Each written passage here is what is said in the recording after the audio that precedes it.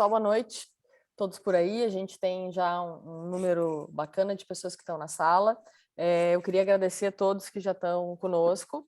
Eu sou a Lúcia Porto, eu sou uma das sócias do Brasil de Vinhos, junto com o Roger Perotto, que já está aqui na sala, também escondido, com o seu microfone desligado, com o Luiz Gustavo Lovato, que também está por aí. O Luiz Gustavo é enólogo, o Luiz Gustavo está em São Roque, trabalhando por lá. O Roger, ele é analista de sistemas, é responsável por toda a nossa área digital. Ó, Luiz Gustavo Lovato entrando aqui, nacionólogo. A Caroline Dani, ela é sommelier, ela é biomédica, diretora da ABS aqui no Rio Grande do Sul.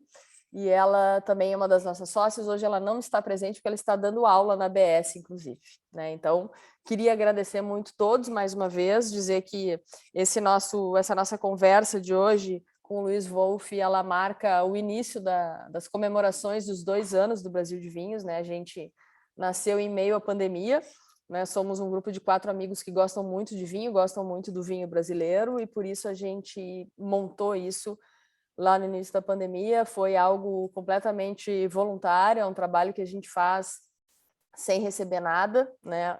Efetivamente por amor ao vinho.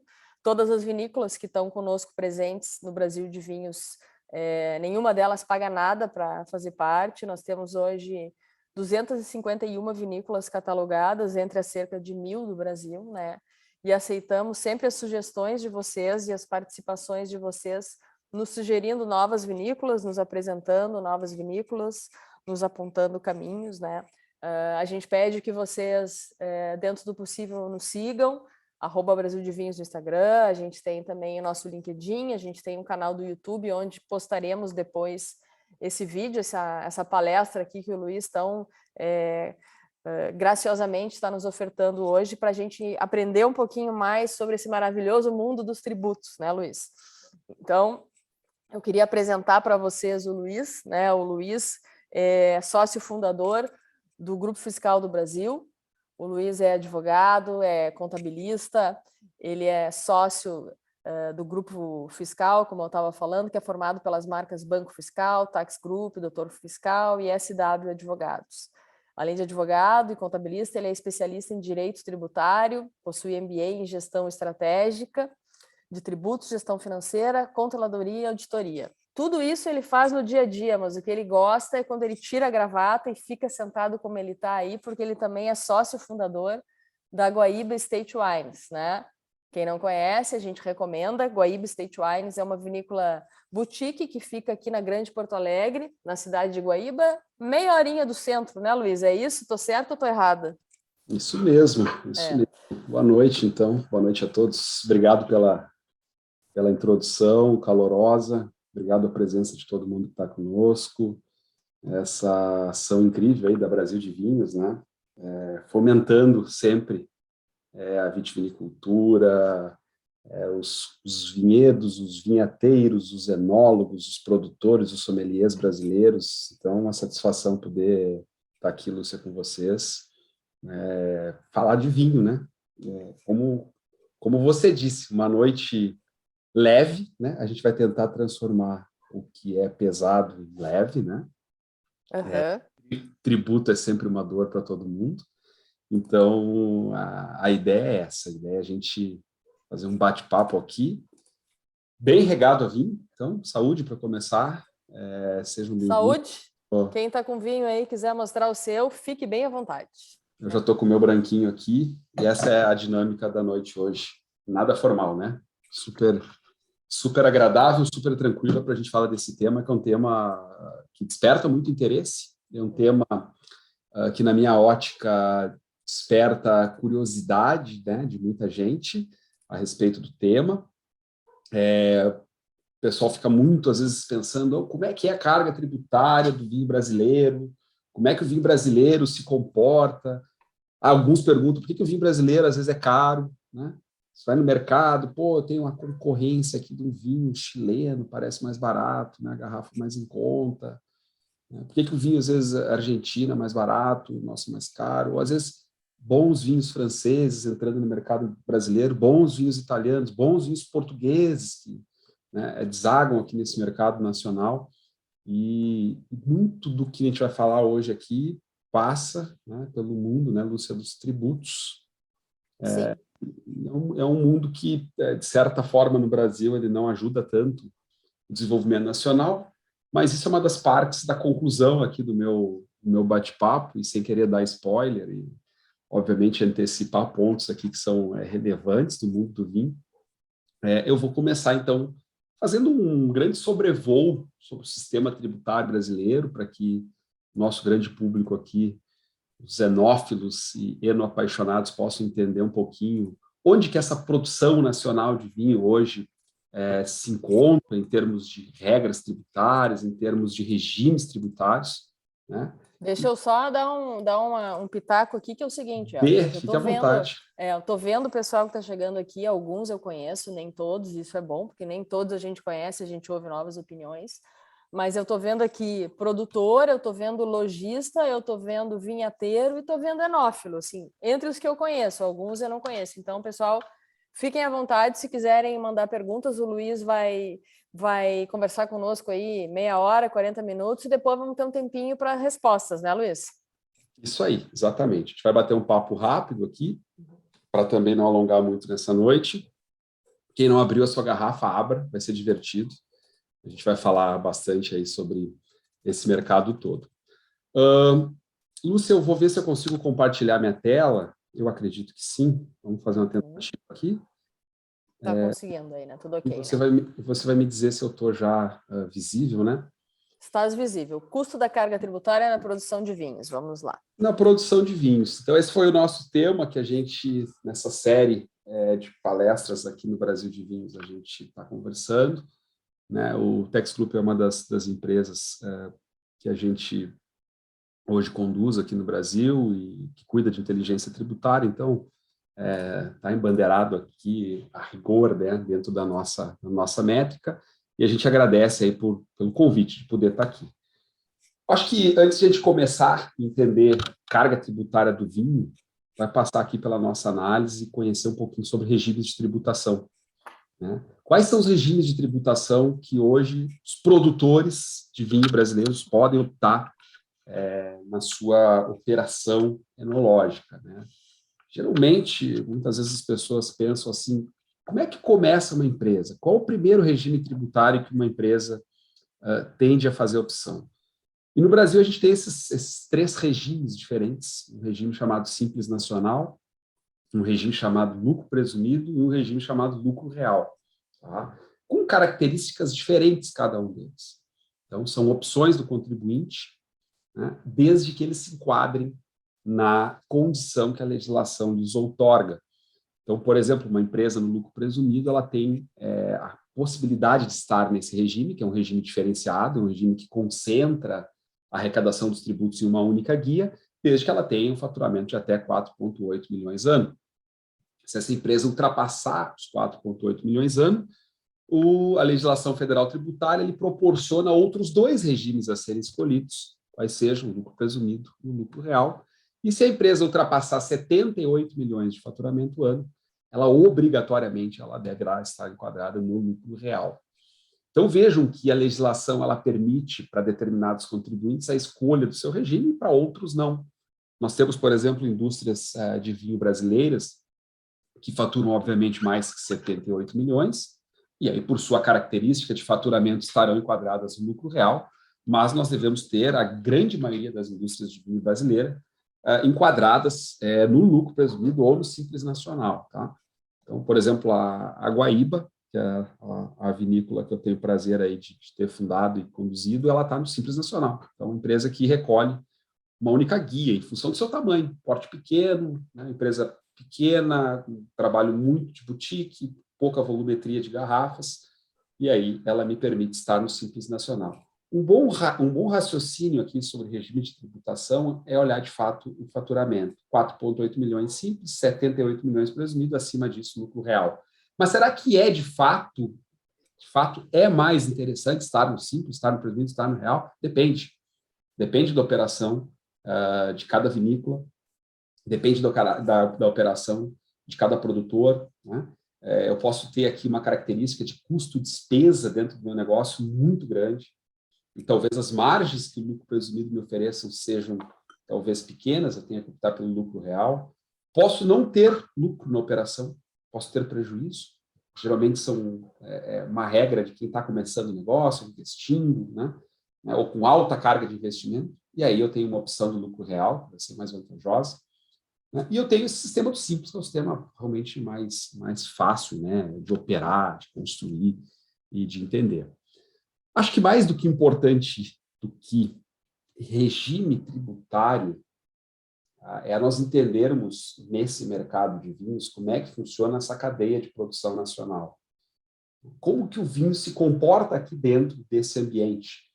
Vocês podem perceber que no mercado existe, de fato, vários players que fazem o vinho chegar desde do produtor rural, desde a uva produzida, né, até o consumidor final. Inclusive, no meu gráfico aqui não consta, estou começando o gráfico a partir da indústria, não consta o produtor rural. Nós teríamos uma quinta perna, uma quinta parte dessa cadeia, que seria o produtor rural fornecendo para a indústria. Essa indústria ela compra a uva, né, a uva é um produto in natura, então ela faz essa industrialização, o processamento dessa uva, ela tem uma alta carga de ativo fixo, mobilizado, então ela tem geralmente características mais pesadas, a indústria, e aí ela começa toda uma cadeia de produção, onde ela sustenta na primeira venda dela para a distribuidora um débito tributário, então ela tributa essa saída do vinho pronto, né? Lembrando que a indústria ela vai fazer a compra da garrafa, ela vai fazer a compra da rolha, ela vai fazer a compra do rótulo, ela vai fazer a compra de alguma estamparia específica, das próprias embalagens para serem acondicionados os vinhos, do papel manteiga, né? Então ela vai fazer a compra de uma série de componentes necessários para que o produto chegue bem armazenado, acondicionado, né, da forma correta ao consumidor final. E todos esses produtos que ela adquire, se ela estiver no lucro real, possivelmente ela tomará crédito tributário na entrada quando adquirir. Se ela estiver no Simples Nacional, ela não tomará nenhum crédito tributário. Então, é esse sempre o viés, o mindset que a gente vai pensar quando a gente olha para regime de tributação. Será que é melhor no Simples ou no lucro real? No Simples ou no presumido? No presumido ou no real? Vai envolver a minha cadeia de produção. A cadeia de produção que vai determinar isso. Se eu compro produtos que faz sentido eu fazer crédito na minha aquisição pela nota fiscal, né, e eu tenho margem, às vezes, pequena, lucro real. E assim sucessivamente. A indústria, quando ela vende para a distribuidora, ela faz um débito. A distribuidora, por sua vez, nós estamos falando do vinho, né? O vinho é uma bebida quente, é uma bebida que ela não tem monofasia. Monofasia seria a tributação de uma única fase, como a cerveja tem, na cadeia de tributação nacional. O vinho, então, ele é passível de creditamento na distribuidora. Então, a indústria debita, a distribuidora acredita. Quando a distribuidora vende para o supermercado, ou para o varejista, ou para a loja, ou para o varejo em geral, ela debita de novo. Lembra que ela tomou um crédito na entrada. Então, isso aqui é uma cadeia de débito e crédito, né? Na Europa, isso aqui se chama de IVA, Imposto sobre Valor Agregado, porque cada débito e cada crédito, lá no sistema europeu, aumenta o tributo na parte do valor, chamado valor adicionado. Por isso que o nome do imposto lá é IVA, Imposto sobre Valor Adicionado. Aqui no Brasil, a gente tem vários impostos aqui no meio dessa cadeia de produção, mas principalmente aqui os grandes impactos, nós estamos falando de PIS e COFINS, e estamos falando que é um tributo federal, tanto o PIS quanto a COFINS, e estamos falando de ICMS, que é um tributo estadual. Então, vejam que tem bastante coisa aqui nesse miolo, né? Realmente bastante coisa no miolo, e muitas regras tributárias que vão gerar algum tipo de variação entre esses débitos e créditos, entre distribuidor e varejista. E o varejista lá na ponta, por sua vez, se ele for um varejista lucro real, ele vai poder absorver todos os créditos da entrada. Se ele for um varejista presumido, ele vai absorver créditos de ICMS. Se ele for varejista do Simples Nacional, ele não vai tomar crédito nenhum e ele vai suportar uma carga tributária, um débito na saída na venda ao consumidor final. Por isso a importância de entender a cadeia de produção e saber em cada etapa aqui qual o custo de fato do tributo, né, e quanto ele vai impactar o seu negócio, né? Cada negócio aqui vai ter, obviamente, uma margem de lucro diferente, vai ter um impacto de valoração diferente, um markup diferente. E dentro desse conceito aqui, eu sempre gosto de trazer e comentar, né, quem são essas empresas que podem se enquadrar no Simples, porque majoritariamente nesse mercado, 98% desse mercado de vinhos do Brasil, ele é um mercado que as empresas optam pelo regime Simples Nacional, então precisa ser uma empresa, sociedade empresária ou simples individual, ter a receita bruta no máximo 4,8 milhões, que é a receita bruta da empresa de pequeno porte, e para poder optar pelo Simples Nacional, ele não pode ter nenhum desses requisitos. Então, a possibilidade de adesão ao Simples somente se você tiver sócio pessoa física, somente se você tiver sócio residente no Brasil, né? Se o sócio tiver outra empresa com participação acima de 10% que ultrapassa essa receita bruta global, também não pode. E aí tem N outras vedações expressas na legislação, mas basicamente essas são as principais. Ou seja, se eu tenho uma indústria de vinho, uma produção de vinho no Simples Nacional, eu, pessoa física, preciso ser o dono, não posso residir no exterior e não posso ter outros negócios que, somados, né, ultrapassem o tal do limite de 4,8 milhões, como regra, como critério, né, para adesão no Simples. Principais tributos que a gente tem no Brasil, e aqui eu trago, né, alguns deles, mas os mais relevantes estão aqui, né, que é o imposto de renda e contribuição social, que são tributos diretos, calculados sobre o lucro ou sobre o lucro presumido, o imposto sobre produtos industrializados, IPI, tá? O PIS e a COFINS, que são contribuições sociais federais, que também incidem sobre consumo, etc., né? O ICMS, que tem uma carga altíssima em torno da produção, a contribuição previdenciária patronal, CPP, no caso das empresas do Simples, ou INSS, no caso das empresas optantes pelo lucro presumido, ou lucro real, né? E junto com o INSS, a gente tem aí RAT, SAT, FAP, contribuições do Sistema S, SESC, SEBRAE, SENAC, SESC. Tá? E também existe no mercado de enologia, no mercado de produção de vinho brasileiro, as empresas que prestam algum tipo de serviço no meio do caminho. Tá? Alguém que só coloca rolha, alguém que só coloca rótulo, alguém que só envasa, e aí esse cara está sujeito a um tributo municipal chamado ISSQN, tá? Ou sobre serviços, porque ele é um prestador de serviços. Infelizmente existem, né, diversas terceirizações nesse processo que fazem com que a conta do vinho para o pequeno produtor fique mais interessante do que, obviamente, ele ter uma super infraestrutura, né, para fazer tudo, né? Então, eu já teci e levei a efeito vários cálculos, principalmente tributários e também de margem de produção, né? E hoje o que eu entendo como ponto de equilíbrio, até aqui um parênteses, né, Lúcia, nesse nosso discurso de tributos, mas como ponto de equilíbrio, um produtor nacional queira verticalizar integralmente o seu processo. O que é verticalizar o seu processo? É produzir a uva, né, vinificar, engarrafar, rotular, enrolhamento, distribuição. Ele precisa ter pelo menos 100 mil garrafas ano de produção, né, para bater ponto de equilíbrio no custo fixo de mobilizado que uma produção de vinhos com a carga tributária impacta no Brasil. Então, vejam, quem tem que susto isso, hein, Luiz? Que susto isso que tu está dizendo, hein? É assustador isso, é assustador. Ainda bem que alguns de nós aqui nessa sala só bebem o vinho que vocês produzem, porque não deve deixar a pessoa dormir muitas noites.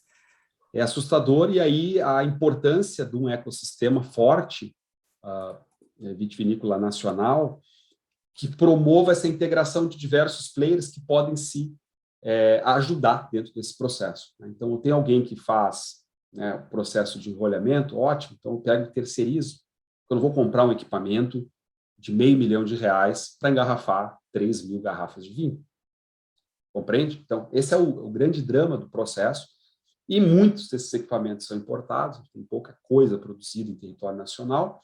Né? Quando a gente fala, por exemplo, de uma barrica de carvalho francês, eu não tenho nem barrica de carvalho americano produzida no Brasil. Tá? Eu tenho restauração de barrica no Brasil. Então, essa é a grande dor que existe. Eu tenho produção de barrica com eucalipto no Brasil. Então, às vezes as pessoas acham que é tão simples o papo de vinho e produzir vinho e tudo mais, e não é tão simples, é extremamente complexo, é muito, muito pelo contrário. Para me ter acesso a uma barrica hoje de carvalho francês, a gente tem alguns poucos fornecedores no Brasil que são importadores, ou seja, fazem o trade desse produto. Eu preciso encomendar e eu vou ter o produto aqui desembarcando no Porto do Rio Grande daqui a 6 meses ou 7 meses depois de ser incluído numa lista de pedido lá para a França. Tá? Então, essa é um pouquinho da dinâmica. Por quê? Porque não existe produto. Tá? Além de não existir produto escasso, né? Quem compra uma barrica, falar aqui sem nenhuma espécie de patrocínio, uma barrica Segan Moreau francesa, é uma puta barrica, uma bela barrica. Só que eu tenho filas e filas de espera no mundo inteiro, né? Querendo essa barrica. E não é só uma questão aí do Brasil. Não temos tradição. Temos a tradição de produzir vinho de mesa ao longo de 50 anos. E temos quantos anos, né, Lúcia? Você que é uma grande estudante desse mercado, 20 anos produzindo vinho fino, 25. Para ser, né, mais charmoso aqui, é isso, né? Os últimos 10, com vinificação de ponta, com coisas diferentes, novas, com refino, com cautela, com elegância no processo, né? Com menos intervenção no processo. Mas o que nós tínhamos há 30, 40 anos atrás, um vinho de barrica, né? De garrafão. Então é isso. A gente está começando a desenvolver esse mercado, né? Essa nova safra de enólogos, maravilhosamente, estão botando a mão na massa, fazendo acontecer, para que a gente tenha, de fato, e nós temos já hoje, nesses 25, 30 anos, coisas muito boas sendo produzidas. Esse é o legal. Você põe fora... E o negócio vai se profissionalizando também de outras formas, né, Luiz? Eu acho que essa apresentação que tu estás fazendo provavelmente também está... Ao mesmo tempo que assusta algumas pessoas que estão aqui, que não têm esse dia a dia do tributo, né?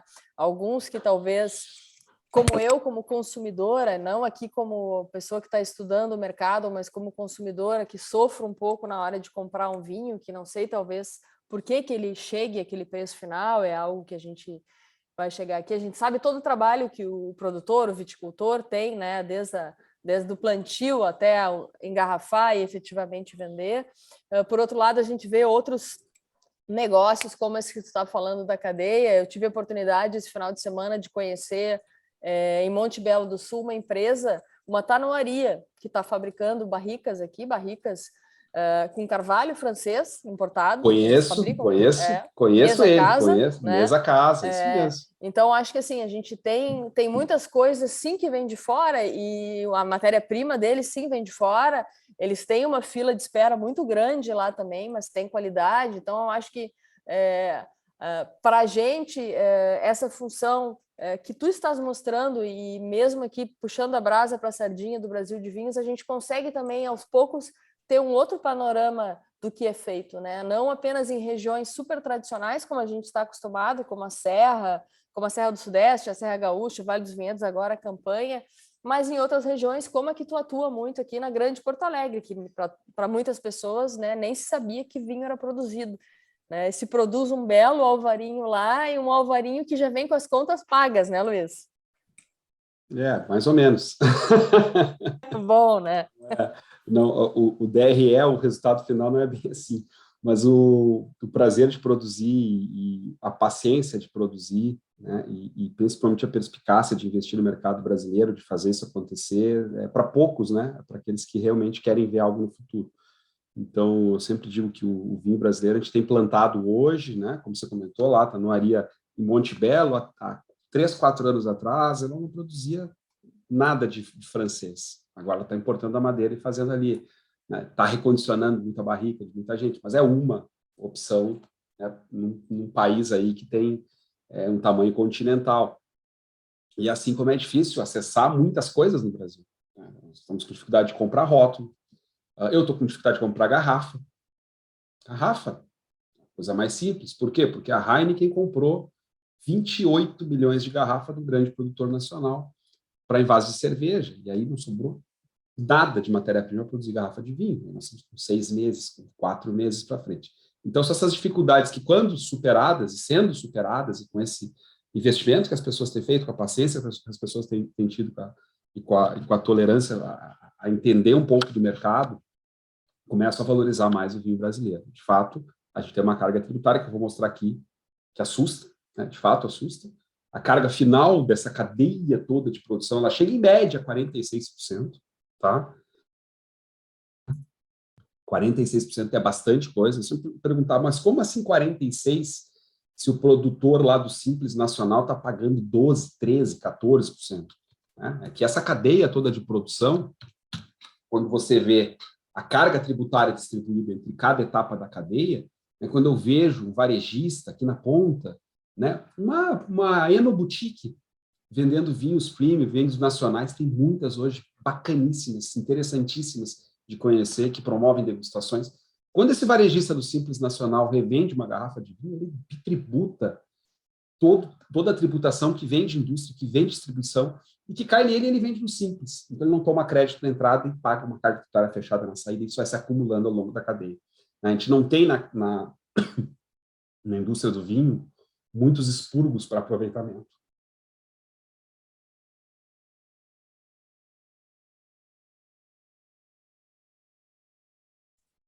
Um golezinho.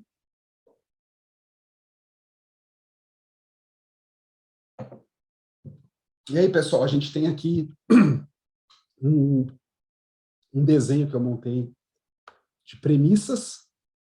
Tá? Nós estamos aqui com algumas premissas. Eu não quero que vire aula de matemática, tá, Lúcia? Mas é uma simples simulação.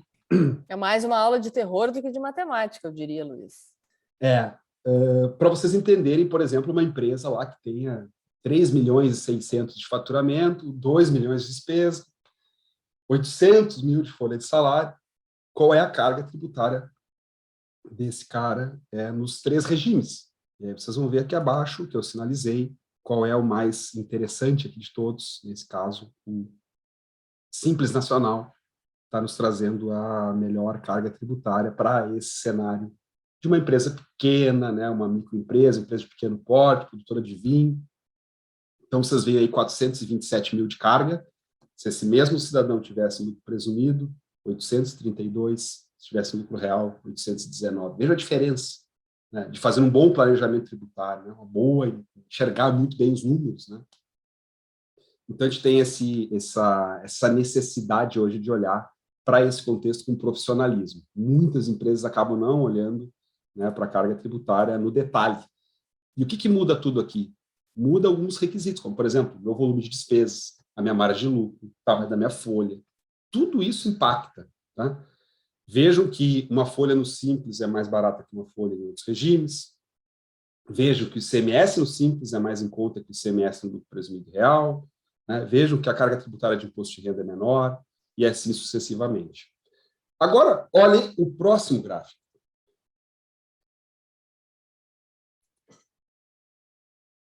Aqui nós temos 4,8 milhões de faturamento e vejam a grande diferença. 1,234 para 1,213. Então, eu tenho aqui o lucro presumido como o principal regime, o regime mais econômico aqui, nesse caso, dessa simulação. Né? E isso é interessante olhar, porque muitas vezes o pessoal fecha o olho e diz, oh, eu vou no Simples. Simples é mais barato. Será que é mais barato? Será que é o melhor regime? Então, a gente tem essa grande variação aqui que é importante de se entender caso a caso. Né? Não é uma fórmula de bolo, infelizmente, não tem como saber. E aqui um último que eu trago, só para vocês terem uma ideia, para não ter aula de matemática, como eu comentei, é uma premissa de uma empresa com um pouco mais de despesa e de folha, que aparentemente está aqui melhor no lucro real do que no presumido. Então, não há uma fórmula de bolo, não há uma fórmula fixa. Eu preciso, mês a mês, trimestre a trimestre, recalcular meus custos, minhas despesas, minha receita, minha margem, para saber, de fato, qual é o melhor regime a escolher. Lembrando que o regime de tributação é uma cautela que precisa se ter uma vez por ano. Então, eu tenho até o mês de janeiro para poder escolher o meu regime, e o regime escolhido em janeiro endereça a tributação do ano inteiro. Então, esse é um ponto, uma premissa bem relevante, que muita gente desconhece, às vezes, né? Eu quero mudar o meu regime de tributação no meio do ano, não consegue. Eu quero mudar o meu regime de tributação porque a pandemia me afetou, não consegue. Então, essa premissa é importante de se observar, tá? Então, veja as diferenças de cálculo dos regimes. E aí eu trago alguns pontos de atenção que eu queria comentar com vocês, que faz mexer essa conta. O que mexe a conta do produtor no final da conta, no final do dia?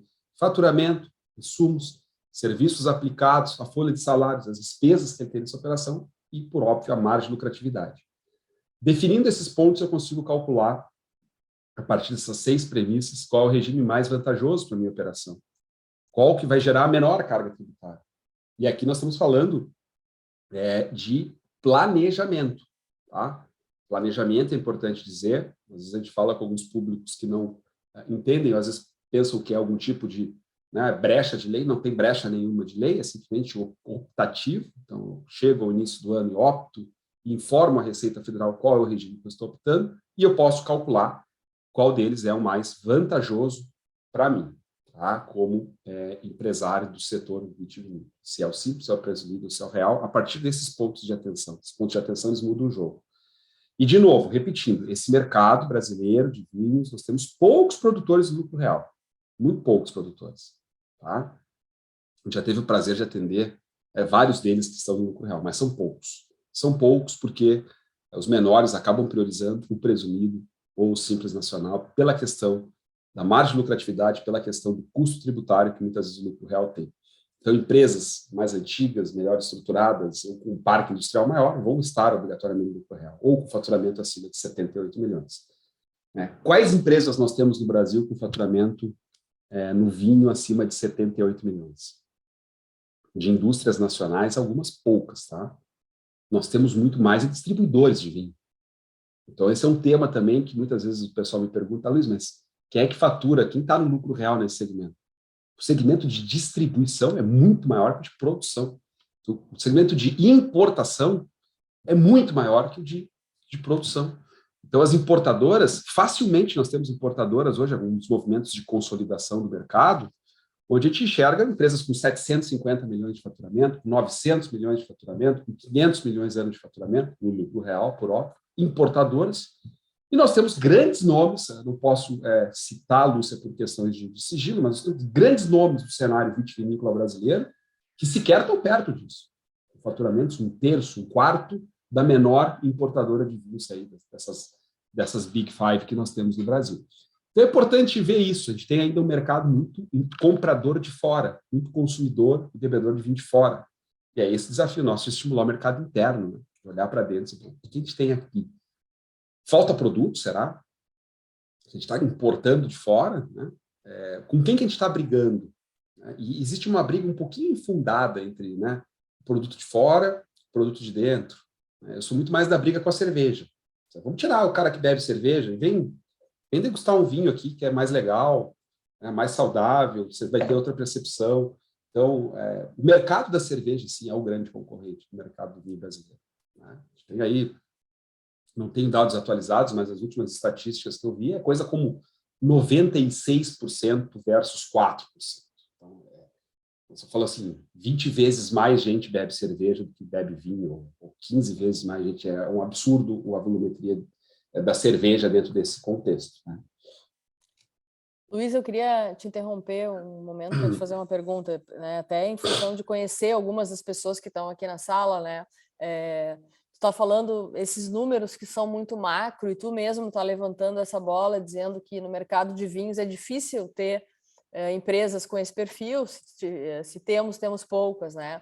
Então, se a gente puder dar algumas opções, alguns caminhos para quem é pequeno. Para quem é pequeno, e aí tu me perdoa a expressão, mas pequeno talvez como tu, inicialmente, na tua vinícola, que é uma vinícola ainda pequena, eu acho que o fato de, além de ser especialista na questão tributária, também ser um produtor que passa por isso, que muitos dos quais estão aqui, com certeza os teus truques, no bom sentido, foram truques já com bom fundamento, né, para o teu negócio. Então, se tu puder até apontar alguns caminhos para quem está aqui, que tem o teu tamanho, às vezes é um pouco até menor que tu, né, mas que a gente possa dar uma orientação de alguns caminhos que essas pessoas possam seguir aí para o seu negócio, para não cair numa armadilha, né, Luiz? Legal. Eu acho que, assim, o negócio de produção de vinho, ele começa com dois grandes ambientes, tá? Então, eu tenho dois grandes players nesse mercado. Quais são esses players? Primeiro, a produção da uva, e geralmente ela é produzida no CPF, tá? Então, essa poderia até, perdão, te interromper novamente, mas poderia até dar um breve panorama do tamanho da tua vinícola, para quem está aqui entender um pouco de como é o teu negócio também, né? Legal. Minha produção é uma produção de 2 hectares. 2 hectares, vocês podem ter em mente alguma coisa como 4.000 pés de uva, tá? 4.200, nessa faixa, em torno de 2.000 pés de uvas por hectare. Então, essa é uma volumetria que a gente entende adequada para distanciamento de linha, para exposição solar. Esse volume, Lúcia, de 2 hectares, 4.000, 4.200 pés de uva, ele permite produzir, né, ele entrega para a gente em torno de 10.000 quilos de uva ano, tá? Em safras convencionais. O que são safras convencionais? A gente trabalha com um fator externo chamado natureza. Eu vou ter chuvas, eu vou ter calor em momento inadequado, eu vou ter frio em momento inadequado, eu vou ter granizo, chuva de pedra, eu vou ter uma série de situações climáticas que vão mexer no meu terroir. O que acontece aí? Em alguns anos a gente vai produzir 10.000 quilos, alguns outros anos a gente vai produzir 12, alguns anos a gente vai produzir 8. E para o pessoal entender aqui, o que gera 10.000 quilos de uva? Gera 8.000 garrafas, tá? Então essa é mais ou menos a conta que vocês podem levar na cabeça.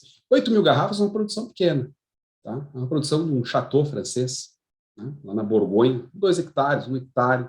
Essa é a média que esse produtor francês, lá às vezes de alta gama, os vinhos mais caros do mundo, né? Produz, só para fazer um paralelo. Então é isso, 5.000, 6.000, 8.000 garrafas. A gente tem produções hoje nacionais de vinícolas bem grandes, famosas, com 2 milhões de garrafas, tá? 2 milhões e meio de garrafas, quer dizer, elas são centenas de vezes maior que um produtor pequeno e, claro, exploram um mercado muito de supermercado, né? Então, o pequeno produtor ele explora muito o enófilo, né, o enoturismo, a boutique, etc. Dentro do mercado existem duas coisas. A produção que se dá no CPF, e aqui estou falando de produtor rural, tá? Essa produção de uva, a compra do insumo, a compra de toda a manutenção do aspecto produtivo, né? Agrícola mesmo, né? Trator, maquinário, enfim, tudo que vai dentro desse contexto está na pessoa física. Então, é uma produção da pessoa física, uma compra e uma venda da pessoa física. Essa pessoa física vende a uva para a vinícola, que é uma pessoa jurídica. Então, essa é a condição normal do mercado. Isso é uma nota do produtor rural, né, para a vinícola faz a sua vinificação. A grande dica que eu dou é, início de processo, eu tenho que entender se eu estou produzindo a uva só, e vou ser um produtor rural, e talvez, como produtor rural, a minha vida tributária já fique resolvida, tá? Desde que eu venda exclusivamente dentro da minha área, da onde eu produzo, eu vou ter uma tributação bem interessante, bem legal, né, de produtor rural mesmo. Não, eu quero vender no e-commerce. Bom, aí, meu amigo, você não pode ter a característica de produtor rural, porque a legislação lhe veda que você venda o vinho como produtor rural no e-commerce. Você tem que mandar uma nota de produtor rural para entregar lá no correio, para mandar o vinho para outra cidade. Aí eu preciso ter uma pessoa jurídica. E aí começa um pouco do imbróglio, né? Se eu sou pequeno e quero vender na vinícola, onde eu produzo a uva, pode ser até que eu terceirize um pedaço da produção, que eu mande para alguém vinificar, que eu invase com fulano, que eu rotule com terceiro, com quarto ou com quinto, não tem problema. Mas se eu vender em loco a minha produção rural na área rural, eu vou poder optar por vender como produtor rural. A segunda coisa é ter uma empresa, uma indústria de vinhos. Se eu tiver uma indústria de vinhos, eu, produtor rural, venderei a uva para a indústria de vinhos e a indústria de vinhos vai vender como indústria, com característica de indústria. E aí, eu sugiro para quem está começando que pense muito bem no regime de tributação do lucro real. Porque uma indústria de vinho, ela compra tudo. Ela compra o tanque, ela compra a barrica, ela compra todos os equipamentos. Mesmo que ela não produza o vinho dentro da sua estrutura, ela será a adquirente desse ativo fixo imobilizado. E esse ativo fixo imobilizado, ele é muito relevante no início da produção. Os primeiros anos da produção, ele custa muito caro. Ele não se paga em termos de, como custo-benefício, sim, ele se paga porque vai entregar um produto muito bom, mas ele não se paga do ponto de vista financeiro, talvez os primeiros 2, 3, 4 anos e meio. Então, é melhor que essa operação opere no lucro real, porque provavelmente ela vai gerar prejuízo nesse início de operação. Quando ela começar a gerar lucro, e aí eu tenho que estar com esse alinhamento de lucro versus prejuízo muito bem definido, aí é hora de eu estudar o meu regime para optar entre simples e presumido, até eu ter uma escala de crescimento maior. Quando eu estiver lá, grandão, vendendo 1 milhão de garrafas ano, bom, aí já é hora de eu pensar se eu não tenho que sair do presumido e ir para o lucro real, e me tornar daí um grande player, né, com esse regime de tributação, que é o regime de tributação dos grandes players. Então, esse é um pouco contando o timeline aqui, para quem for começar um negócio de vinho, opta pela produção rural, vai para a pessoa jurídica, começa no lucro real, depois vira simples ou presumido quando começar a tiver alguma margem, e depois lucro real quando extrapolar os 78 milhões. Então, essa é a vida, vamos dizer assim, do empreendedor no ambiente do vinho. E Bom, tudo são perfis de negócios, né, Luiz? Também depende muito do empreendedor, do negócio que ele quer.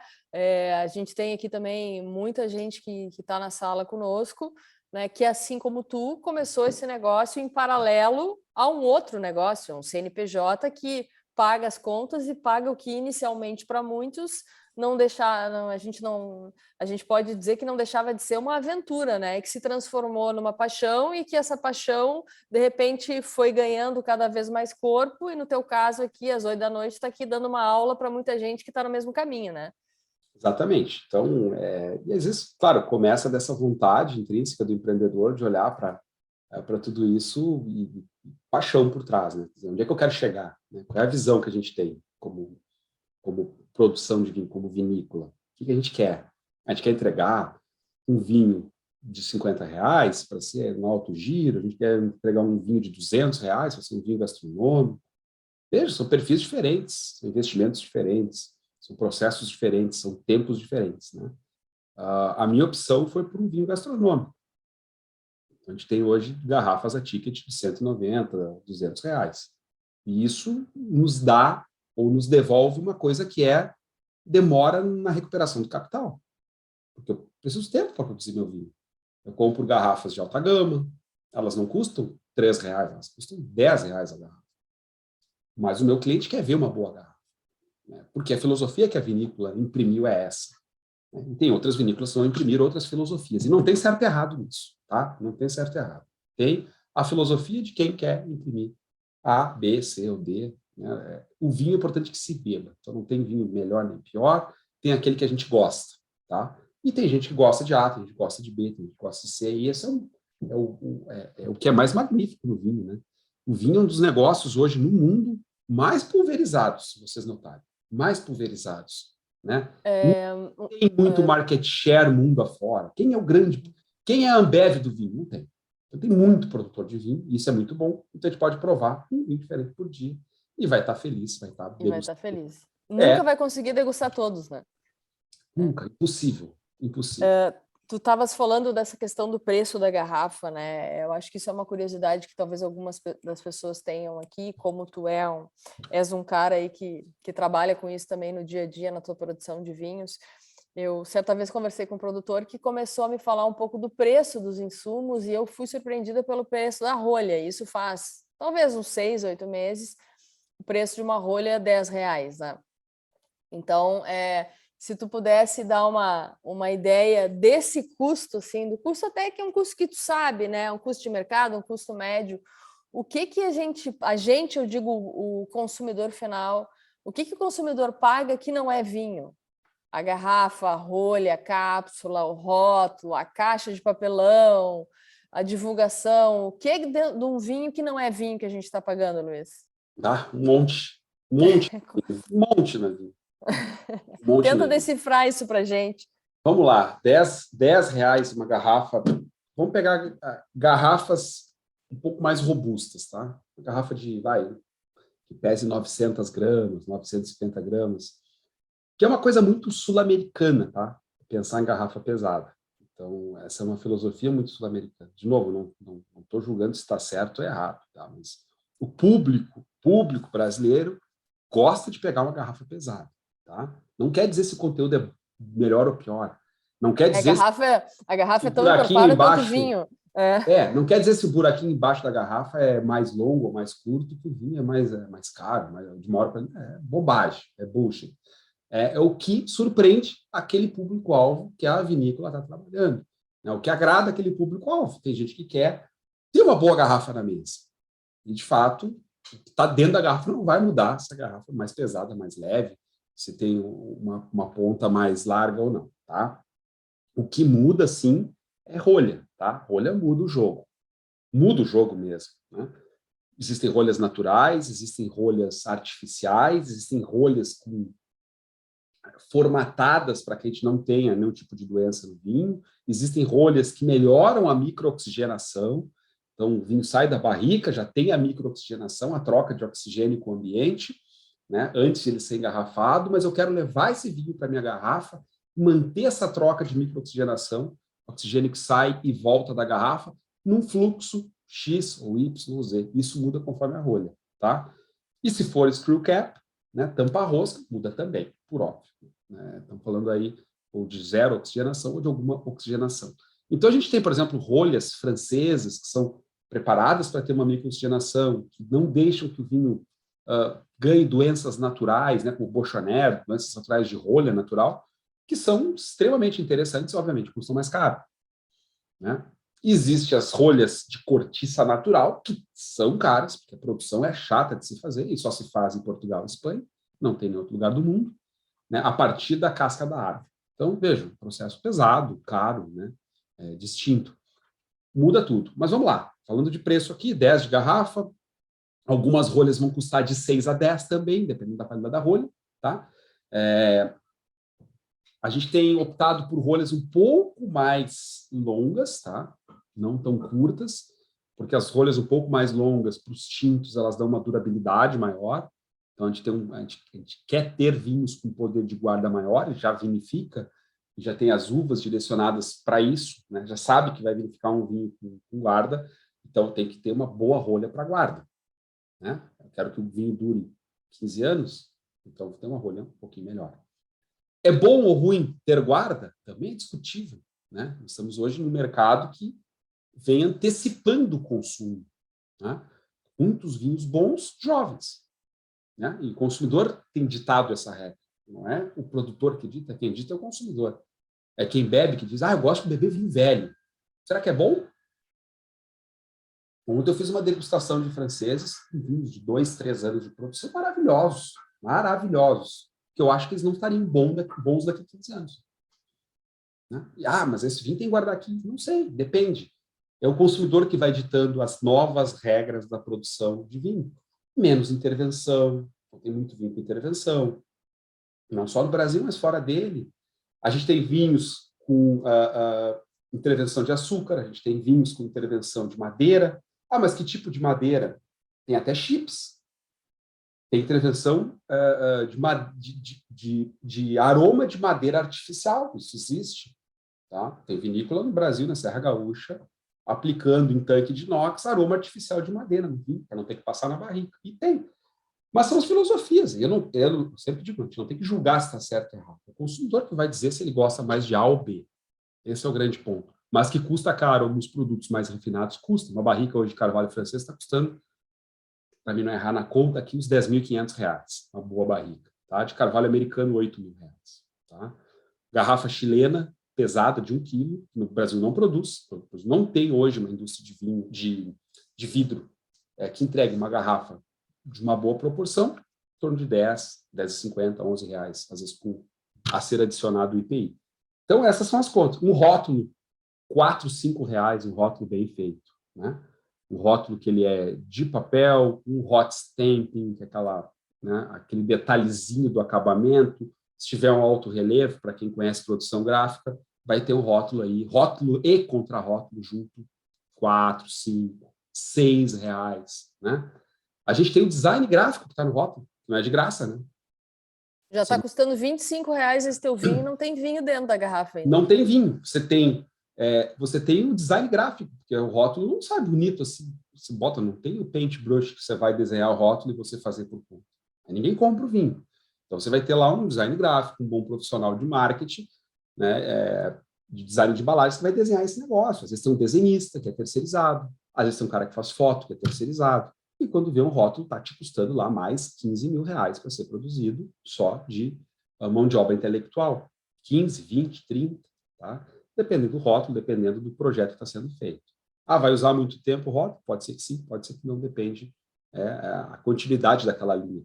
Então, vejam, são projetos e projetos, né? Tem projetos mais em conta, projetos mais caros, mas, sem dúvida nenhuma, assim, o meu vinho parte, pelo menos, assim, de custos fixos, papel, manteiga, caixa de armazenamento, adesivagem de de caixa também, clichê para caixa, coisa entre 45 e 50 reais, sem uva, sem vinho, tá? Quer dizer, só esses insumos que vão no lixo, serão reciclados. Então, 50 reais de reciclagem, pelo menos aqui eu posso afirmar, o nosso produto é por aí que vai, tá? Entre tudo isso que a gente conversou. 0 a 50, sim, num piscar de olhos, então. Um piscar de olhos. Um piscar de olhos. E tem quem produza com uns 4, 5 reais, né? Tem garrafa de produção brasileira a R$1,50, tem rolha, tem screw cap a 50 centavos, comprado em alto volume. Eu não tenho condição de comprar em alto volume. Isso, pequeno produtor não faz, não tem como. Eu quero comprar hoje garrafa da Veralha. A Veralha não me vende garrafa. Mas são 5 mil, não vendo. Eu vendo para um cara que compra 100 mil. Você vai lá e compra dele. Tá vendo? É imposto que vai embutindo na cadeia. Esse é o jogo hoje, né, até desculpa, falei aqui Veralha, mas enfim, não sei se tem alguém da Veralha ou não, mas é uma empresa de renome aí que produz hoje no Brasil garrafa. E, Luiz, nessa linha de tentar buscar preços mais competitivos no mercado, sabe se tem algumas experiências de compra coletiva, por exemplo, de pequenos ou de não tão grandes, que se unam e comprem de grandes, como do vidro, por exemplo, ou das rolhas, ou da embalagem de papelão, coisas do gênero? Essas garrafas mais selecionadas, primeiro que a gente não tem no mercado nacional, né? E o último questionamento que eu fiz para um dos distribuidores, ele me comentou o seguinte: não tem no Chile. Eu falei, então, tá bom, vamos montar uma fábrica de garrafas, eu disse para ele. Eu invisto junto com você. Aí ele me olhou e disse assim, não, tudo certo, vamos montar então. 500 milhões de reais para montar uma fábrica de garrafas. Então essa é a conta, né? Meio bilhão de reais para botar de pé uma fábrica de garrafas que atenda a qualidade da garrafa que a gente quer, né? E tá lá brigando com quem? Com a indústria da cerveja. Então hoje a gente perde da indústria do vinho muito para a indústria da cerveja ainda, que consome muitos insumos que a gente também consome no vinho. E não tem compra coletiva, tem pouca união no setor precisa mais desenvolvimento, precisa ir para cima, precisa se unir, precisa comprar o que a gente às vezes consegue comprar é de algum grande que extrapolou a cota dele, né? Tinha que ter comprado 100 mil garrafas, comprou 120, aí sobra 20, ele revende para os pequeninos, né? Essas 20 mil que sobraram. Então é isso que muitas vezes acontece. Então a gente fica ali sempre, né, ligando para um, para outro, tem garrafa, não tem. E não é a garrafa, às vezes, que você planejou fazer. Então veja que é um negócio difícil. Você tem lá o gráfico e diz assim, Eric, que é o nosso design lá, diz, cara, essa é a garrafa, com tantos milímetros, tanto de boca, tanto de altura. Se eu disser para ele, cara, essa outra, ele falou assim, pô, tá maluco, esse rótulo não é para outra, então refaz tudo. Aí vai ter um refazimento muito forte nesse processo todo. Então, É complicado, né? É bem complicado, é um desafio. É um desafio. A gente tem uma... Veja que a gente gosta de desafio. Desafio a gente se estimula com esse desafio mesmo, com essa dificuldade. Se não gostasse, não estava nesse mercado, né, Luiz? Não estava nesse mercado. Não estava nesse mercado. Tem uma pergunta da Ana aqui no chat, que eu acho que é um pega-ratão, assim, né? Só para sacanear o cara que trabalha com tributo o dia inteiro, mas é uma pergunta que não quer calar. Todo esse valor aqui no Brasil, né? Quer dizer, no teu caso especificamente, está custando 50 reais a tua garrafa, mas não tem vinho dentro ainda. Por que chega vinho importado a R$ 29,90 nos mercados? Vamos ver agora aqui? Vamos nessa. De agora em diante, a tela aberta. A tela, a minha palestra de agora em diante é responder essa pergunta: por que o vinho internacional, o vinho estrangeiro, chega a R$ 29,00 na prateleira do supermercado? Né? Claro que são vinhos de padrões diferentes, aqui a gente está conversando, né?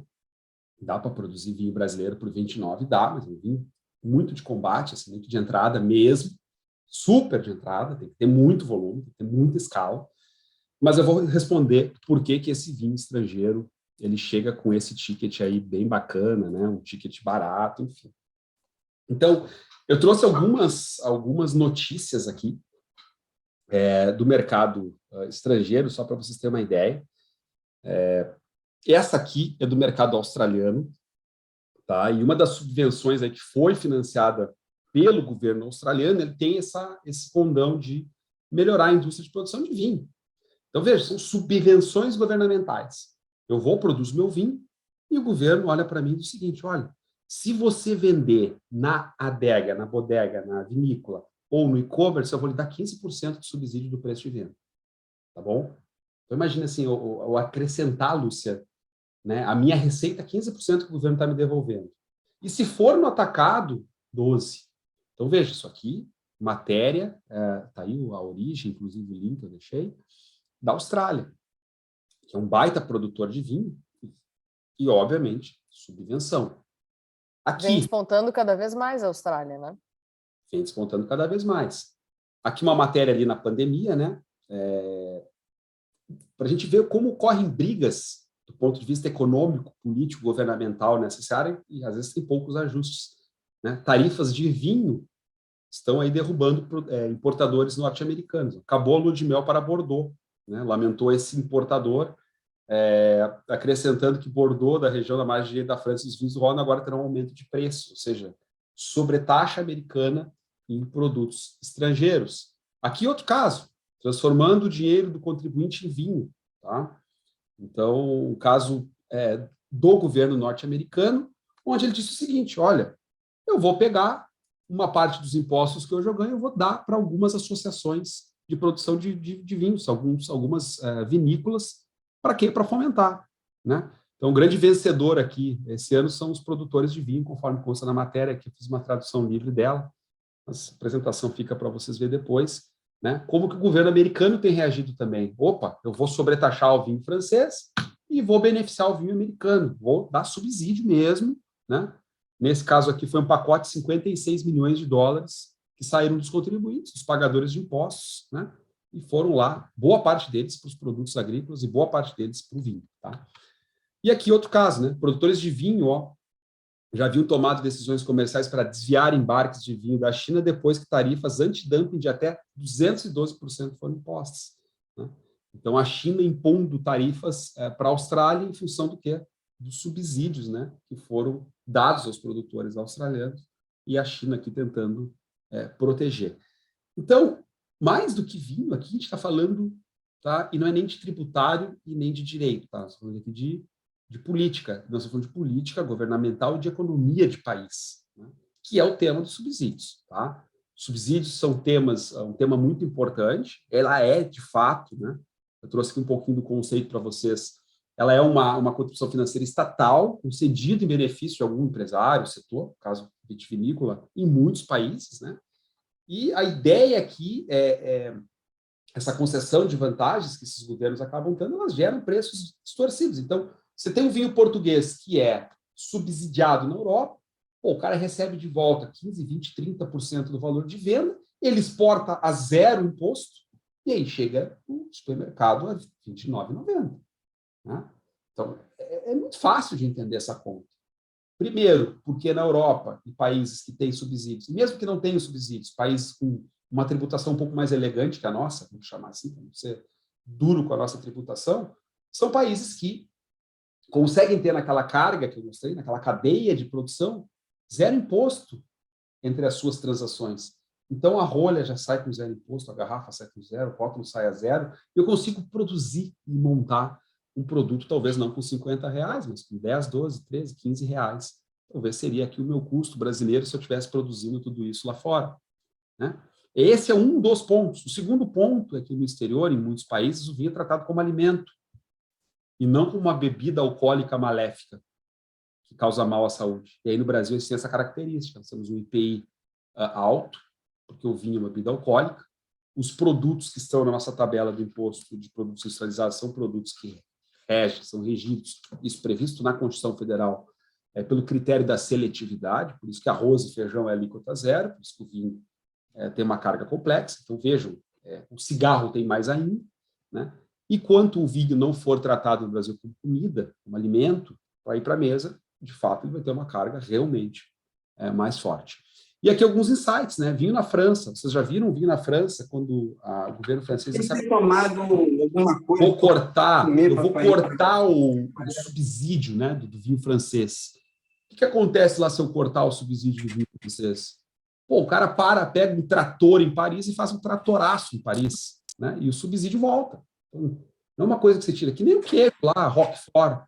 Outro dia se discutiu a retirada dos subsídios do queijo Roquefort, que é um queijo que dá prejuízo para produzir.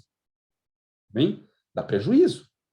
Os caras fazem o Roquefort lá, passa muito pouco Roquefort fora da França. Ele dá prejuízo e a França paga para o produtor produzir, se estimulou a retirada desse benefício, dessa subvenção, tratoraço, na Champs-Élysées, contra a retirada do subsídio. Então, vejam, são temas de país, tá? E o direito aqui não consegue forçar a aplicação de tratado com medida compensatória. Isso aqui é um conto de fadas que o direito vai conseguir, não vai conseguir, o direito não consegue regir interesses de país muito superiores a interesses individuais. Então, o tema ele não é nem jurídico-tributário, mas ele é econômico-político aqui. Aí pode pegar uma lista de coisas, né? O milho nos Estados Unidos, o azeite na Espanha. Por que o azeite chega tão barato no Brasil, o azeite espanhol? Por quê? A gente está aqui com bons produtores de azeite agora, quem vem acompanhando o crescimento dessa indústria muito bacana também, que é a indústria do azeite e a produção de oliveira, que está subsidiado na Espanha, o vinho na França. Né? Então, tudo isso faz com que o preço chegue super diferenciado, né, num processo de importação.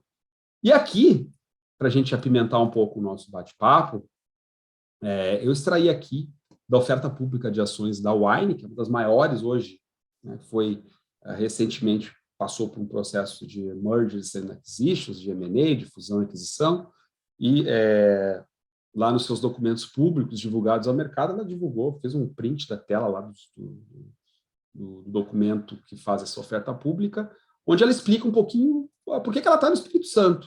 Né? Então, ela já importa um vinho com subvenção, um vinho que é tratado lá fora como alimento, e aqui não tem nenhuma crítica à companhia, eu adoro a companhia, acho muito boa, mas estou mostrando como o sistema funciona. Né? Aí eu vou lá para o estado do Espírito Santo, instalo minha operação lá, como muitos dos nossos clientes aqui da casa fazem, seguindo a legislação está lá, é uma regra, está previsto, né? Existe um programa no estado do Espírito Santo chamado COMPET, um programa de desenvolvimento e proteção à economia do estado do Espírito Santo, né? E a UAI lá divulgou aos seus acionistas esse documento, onde ela diz o seguinte, lá no final, lá eu grifei aqui em laranja embaixo, diz assim: dentre os diversos benefícios fiscais oferecidos pelo Estado, os principais são, dentre os diversos, tá? Os principais são, 1, o aproveitamento do crédito presumido de forma que a carga tributária efetiva resulte em 1/inteiro e 1/10, tá? Sabe o que significa isso? 1,1%. Nós estamos com estados cobrando 18% de carga, tá? Aqui é 1,1%. 17 vezes menos, tá? Estado, então, de novo, estados, Rio Grande do Sul, São Paulo, Paraná, 18% de carga. Tá? O cara está com a operação do Espírito Santo, regido por um benefício fiscal, chamado COMPET, regulamentado, dentro da lei, certinho, e lá o Espírito Santo diz para ele, cara, pode mandar o vinho lá para a casa da Lúcia, e a carga tributária efetiva que você vai ter no vinho que a Lúcia vai comprar lá em Porto Alegre vai ser de 1,1% das saídas interestaduais, ou seja, da venda para fora do estado do Espírito Santo. Eu mando do Espírito Santo para o Rio Grande do Sul, um vinho que eu comprei lá da Portugal, com um subsídio, com característica alimentar e vendo a 1,1. Esse é o primeiro ponto. O segundo ponto, eu faço um diferimento de ICMS na importação. O que significa isso? Eu boto o vinho para dentro, no Espírito Santo, inteirinho, tá? E eu não pago importação na fronteira, no desembaraço aduaneiro. Eu pago esse ICMS só quando eu vender o vinho. Eu pago o imposto de importação, tá certo? Pago o ICMS importação, pago, mas eu fico diferido, ou seja, diferimento é a postergação do imposto.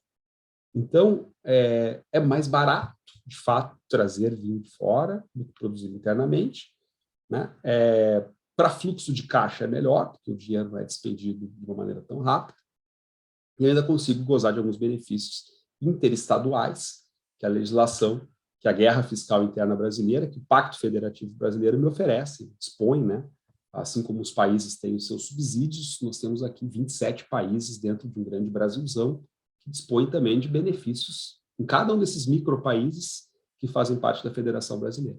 Esse é um pouco do contexto que eu queria trazer, né? Já indo aqui, estourando já o nosso horário, mais que o devido, você desculpe pela extrapolação, e respondendo a dúvida aqui da Ana Paula, que perguntou se todo o valor, por que o vinho importado chega a R$ 29,00 no supermercado, ou no e-commerce, ou na sua casa. Chega por isso. Eu faço um diferimento de ICMS importação, para saída, pago em vez de 18, 1,1, o cara que está produzindo dentro do Brasil vai pagar 18 mesmo, e vamos embora, e assim que é, tá bom?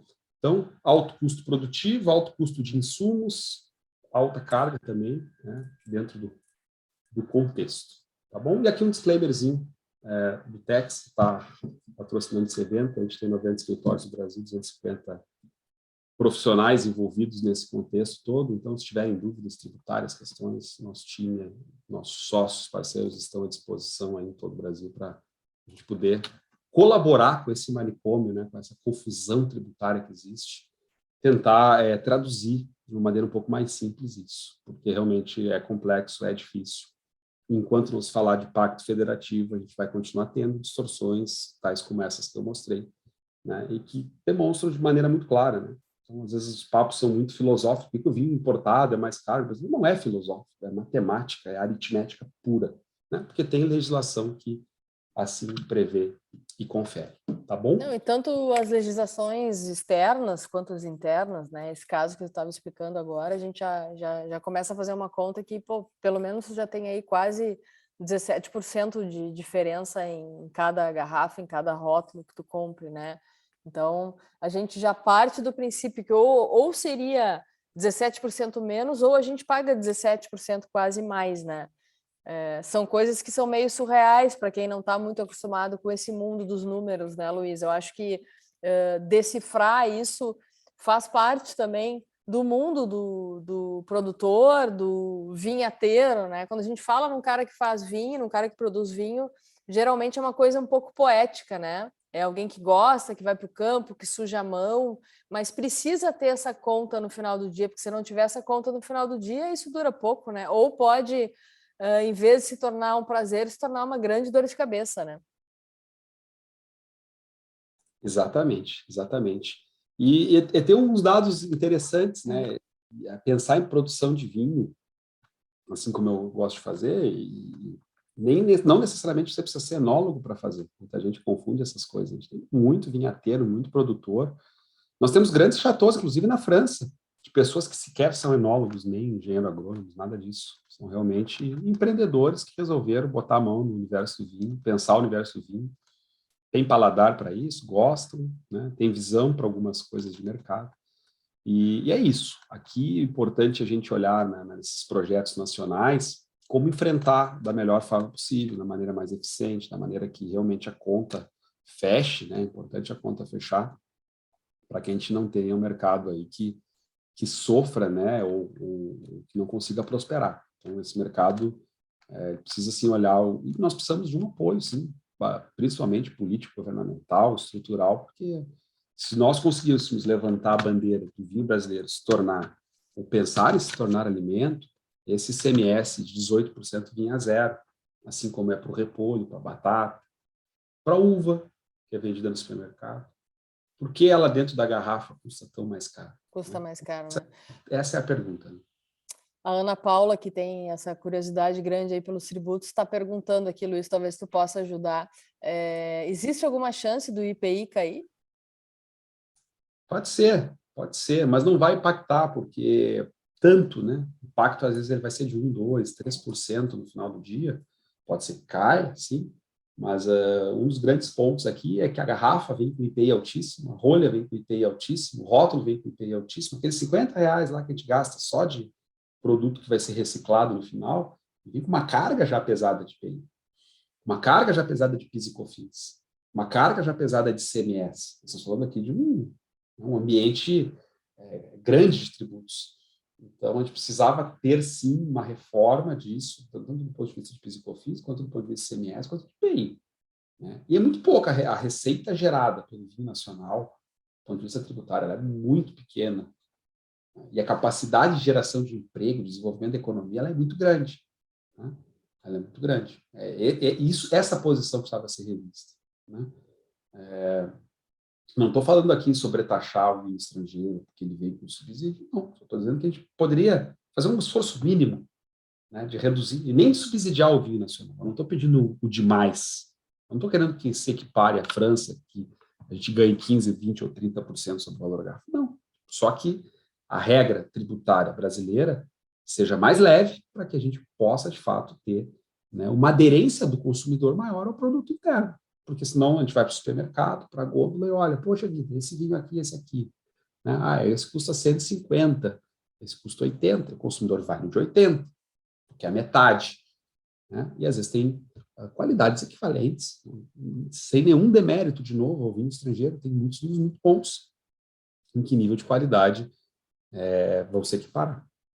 E ao mesmo tempo, muitas vezes o nível de qualidade se equipara, mas por outro lado, mesmo que nós tenhamos uma qualidade um pouco maior no vinho brasileiro, o consumidor olha o preço da garrafa, pensa 5 vezes antes de fazer uma compra de um rótulo nacional, de um rótulo brasileiro, em detrimento de um rótulo de fora, que tem um preço mais baixo, né? Aqui o Pablo está fazendo um comentário falando sobre essa questão, né? Do peso do PIB, o peso no PIB é baixo, e tem um tabu que, de certa forma, se transforma num tabu ideológico por ser um produto alcoólico, né? Isso fica complicado, né? Vinho é alimento, mas é uma bebida alcoólica, pode causar algum problema, e por isso talvez não seja taxado ou deixado de ser taxado dessa forma, né, Luiz? Exatamente, exatamente. Essa questão, sem dúvida, passa, sim, por uma questão de, né, faz bem ou mal para a saúde, e aí tem cláusulas pétreas na Constituição. Se nós abrirmos lá a Constituição, e se olharmos os princípios tributários na Constituição, vocês vão perceber que, dentro desse contexto, a gente vai tratar os produtos com uma característica seletiva, né? Isso aí se chama princípio da seletividade tributária, né, que está previsto na Constituição. Como é que muda isso, gente? Mudando a Constituição. Né? Aí é mais embaixo. Aí se diria que o buraco é mais embaixo, né? O Glauco pergunta aqui também se tem algum movimento mais consistente que se possa pensar a curto ou mesmo a médio prazo para reduzir esse custo tributário para as indústrias de vinho, né? No caso dele específico, ele é do varejo e pensa especificamente nisso. Tem como ele mexer? Vai ter no futuro próximo como ele mexer nesse preço aí? Porque é um processo em cascata, né? É cadeia, né? A gente tem que tratar a cadeia. Então, a dor aqui, o mal, trata na raiz. A raiz, o que quer? É tratar o produto como produto alcoólico. Né? É ter essa característica que a Constituição manda ter, seletividade, e aí o Constituinte assim criou, né? Olha, o produto que é mais danoso à saúde tem que ser com mais imposto, então tem que desestimular o consumo. Né? Nós estamos falando aqui em estimular o consumo. Né? E aí o legislador diz, a Constituição, a regra pétrea do Brasil, não, desestimula o consumo desse negócio, porque deixa pagar mais imposto, porque a gente não quer que o povo tome isso. Né? Vamos estimular outras coisas, beber água, enfim. Então, eu tenho que começar lá de trás. Tá? Se eu tivesse um tratamento como alimento, eu poderia tomar um crédito tributário na entrada, esse crédito tributário poderia ser ressarcido, poderia gerar um saldo credor, poderia daqui a pouco comprar garrafas com esse crédito de ICMS, né? Poderia comprar barricas, poderia usar no processo de importação de tanques, poderia usar para muita coisa. Então, eu geraria um diferencial importante nesse processo, assim como é, por exemplo, uma agroindústria de alimentos. Como é que é um laticínio hoje, a tributação? O cara não paga PIS e COFINS. Todo leite que entra vira um crédito presumido, faz o ressarcimento, a Receita Federal paga na conta. É assim que funciona a tributação do laticínio. Ele paga o quê? Imposto de renda sobre o lucro. Tá certo? Ganhou lucro, paga imposto de renda. Agora, ICMS, ele está lá na cesta básica, PIS e COFINS, ele tem ressarcimento, e a Receita Federal devolve todos os expurgos tributários dessa cadeia. O que nós gostaríamos no vinho é equipar o vinho ao leite para fins fiscais. Está ótimo. Vocês vão ver uma redução aí de 50% no preço final. Boa, essa é uma bela redução. Na Simples verdade, eu assim. acho que é isso. Eu acho que essas questões passam também pelo consumo consciente, né, Luísa? A gente está tratando como uma bebida alcoólica, é uma bebida alcoólica, mas é importante a gente saber que o consumo tem que ser consciente para a gente poder lidar dessa forma. O Glauco segue falando aqui que o ganho em escala é uma base para popularizar produtos e serviços. A gente sabe, é o que você estava falando inicialmente, lá as grandes marcas que produzem em grande quantidade, né? E aí podem ter esse ganho em escala e cobrar um pouco menos, né? E a grande indústria que hoje que consegue fazer lobby no Brasil, que consegue conversar sobre redução de carga fiscal, de benefício, de diferimento, é a indústria da cerveja. A indústria da cerveja senta com todo governador de estado e negocia pauta. E é normal, não estou dizendo nenhuma coisa aqui absurda. estou dizendo que o mundo é esse. Então, as grandes indústrias de bebida de cerveja sentam com governadores. Que grande indústria de vinho eu já vi sentar com governador? Nenhuma. Eu vou dizer, eu atendo aqui as 3 maiores, talvez as 2 maiores. Nenhuma senta, não tem poder nenhum para sentar. É um grão numa praia, assim, um grãozinho de areia na praia. Em termos é irrelevante.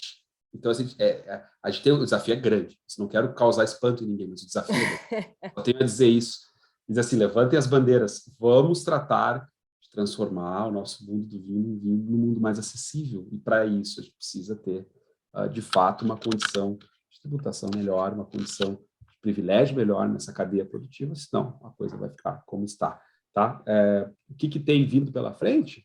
Olha, talvez se conseguir incorporar uma reforma tributária, alguma coisa que venha, né, a se tornar relevante, porque a gente não tem escala hoje em nível nacional. Né? Eu acho que alguém coloca aqui, acho que foi o Glauco que colocou, não tem escala. Não tem, falando de 3%, 4% da população que acessa o produto versus 96% da cerveja. Né? É um negócio, uma diferença É uma disputa em glória, né?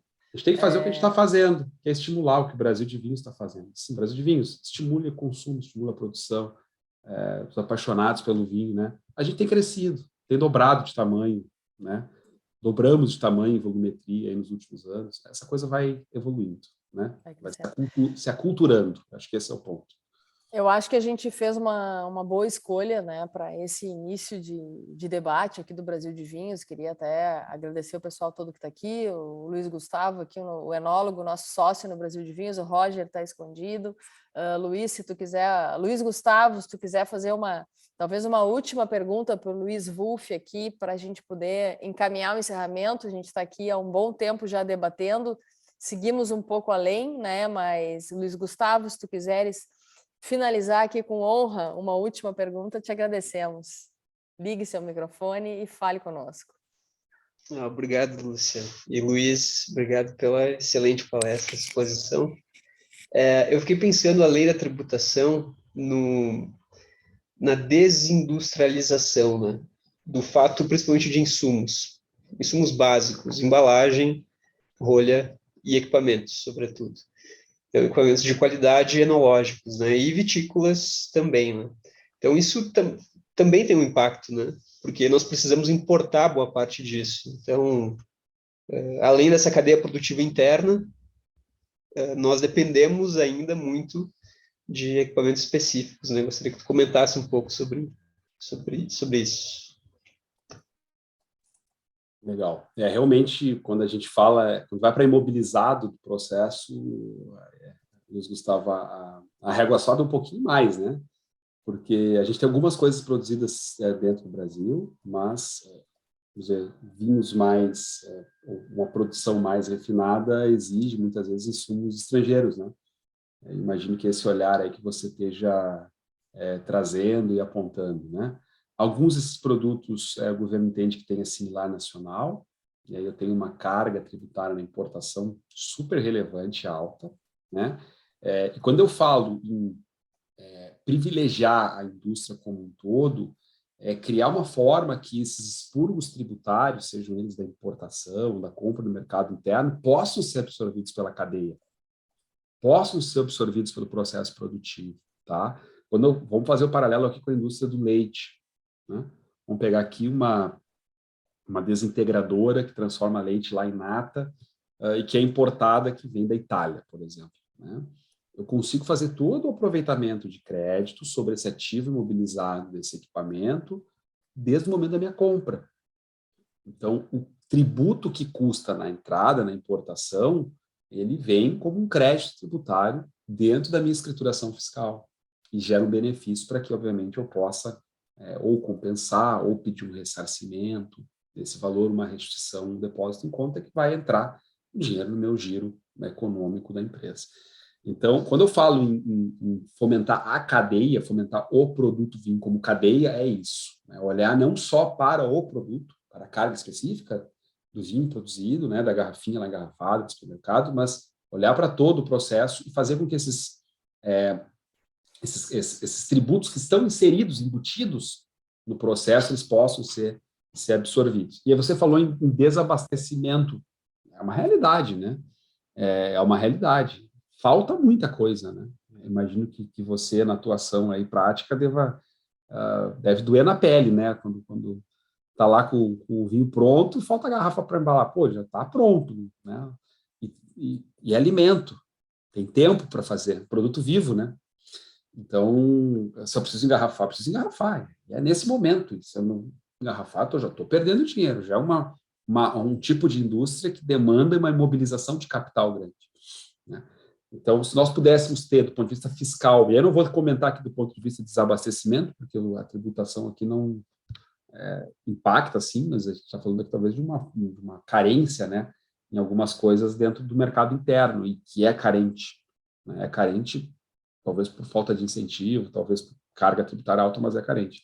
Mas se nós tivéssemos um incentivo de cadeia, possivelmente nós teríamos mais players fornecendo, né? Poderia ter talvez uma indústria de garrafa melhor, poderia ter um acesso a rolhas, né, com uma vantagem fiscal, acesso a rótulo, então podia absorver, né, esses expurgos tributários que vão ficando na cadeia. Pessoal, gostaria de agradecer muito todo mundo. Aqui a gente já até deixou o Luiz passar um pouquinho do tempo, aqui o Luiz Wolff passar um pouquinho do tempo. Queria convidá-los todos a estarem novamente conosco no dia 2 de junho. A gente vai estar com a palestra do Ricardo Henriques, ele é enólogo da Rio Sol, vai falar um pouco sobre o terroir do Nordeste, que é um terroir que para muita gente é desconhecido, né? As pessoas até se surpreendem quando sabem que se produz vinho por lá. E aí eu convido aqui, junto com o Luiz Gustavo, que todos que não conhecem ainda, por favor, sigam Brasil de Vinhos, né? www.brasildevinhos.com.br. A gente tem ali hoje já 251 vinícolas do Brasil cadastradas. No nosso perfil do Instagram também a gente conta um pouco de tudo isso.